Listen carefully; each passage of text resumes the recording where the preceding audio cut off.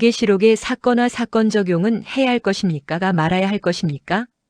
계시록 8장의 첫째, 둘째, 셋째 나팔재앙을 소행성 충돌로 해석하는 것처럼 계시록의 예언을 미래의 실제 사건으로 해석하는 것은 과연 정당한 것입니까?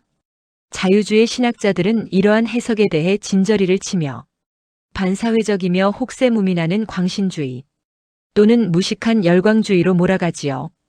보수주의 신학자들은 예언의 미래적 종말적 해석을 인정은 하나 계시록을 미래의 역사적 실제 사건으로 해석함에 있어서는 거의 알레르기 반응을 일으키고 있지요.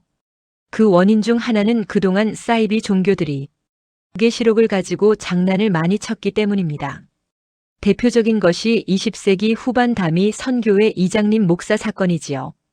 1992년 10월 28일 휴거가 일어나고 세계 종말까지 세상은 7년 대환란을 겪는다 해서 온 세상을 떠들썩하게 만들고 결국에는 세상의 웃음거리가 되었지요. 또 한 가지 예는 1980년대 미국 목사 할린세이 대유성 지구의 종말이었습니다.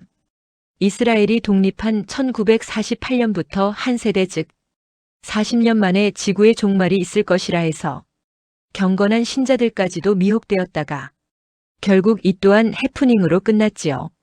666에 대한 변화무쌍한 해석도 한몫했지요. 처음에는 바코드였다가 그 다음에는 베리칩으로 변했다가 요즘의 QR코드, 디지털 화폐 CBDC 등으로 변신을 거듭하고 있지요.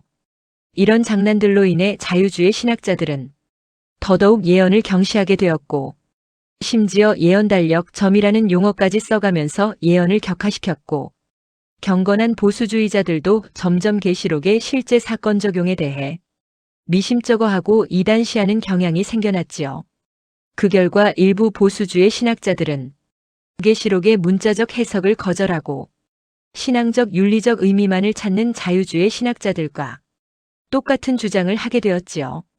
즉 계시록에서 단지 하나님의 승리, 신앙의 인내, 사랑의 실천이라는 두리뭉실한 주제만을 언급하게 되었습니다. 이상의 부정적 측면에도 불구하고 신실한 신자라면 계시록을 사건에 적용하는 일을 게을리해서는 안 되겠지요.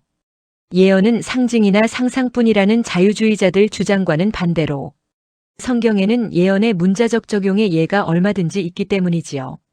구약에서 이사야 7장의 예수의 처녀 잉태가 그러하고 미가서 5장의 베들레헴 탄생이 그러하고 호세아 11장의 애굽 피신, 스가랴 11장의 가룟 유다 은 30냥 사건, 스가랴 9장 나귀 새끼 예언 등이 그러하지요. 두 번째는 예수님 자신이 예언의 사건 적용을 요구하고 계시지요.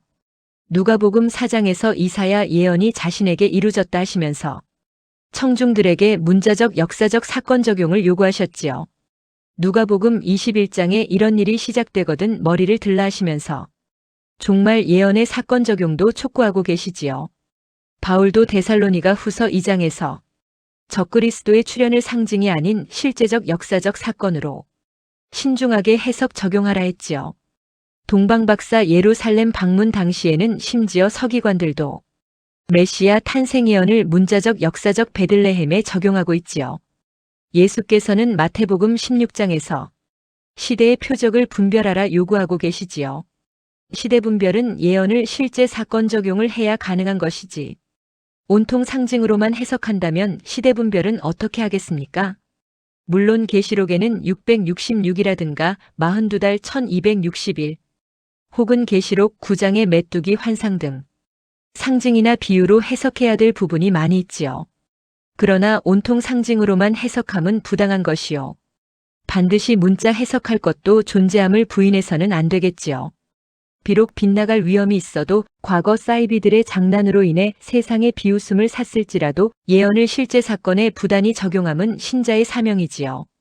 부담스럽다 위험하다 하면서 아예 계시록의 실제 사건 적용을 회피함은 구더기 무서워 장 못 담그는 격이 되겠지요. 뿐만 아니라 계시록을 적용하라고 주신 하나님의 의도를 무색하게 만들고 계시록은 그 존재 이유를 상실하게 될 것이며 신자들은 세상 사람들처럼 깨어있지 못하고 경고음을 듣지 못하는 안타까운 일이 벌어질 것입니다. 물론 조심해야지요. 베드로 후서 1장과 베드로 후서 3장에서 예언을 억지로 풀다가는 자멸에 이르게 된다고 경고하고 있지요.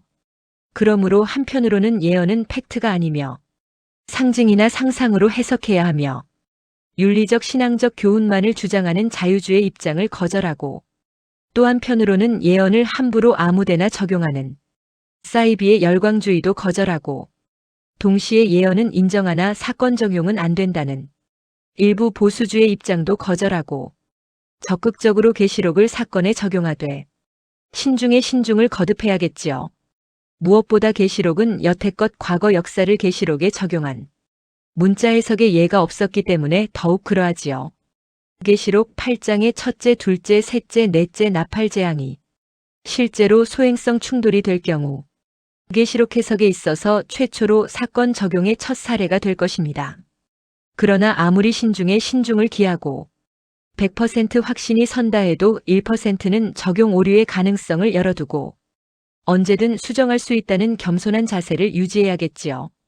왜냐하면 우리는 5분 전 앞을 내다볼 수 없는 부족한 인간이기 때문이지요.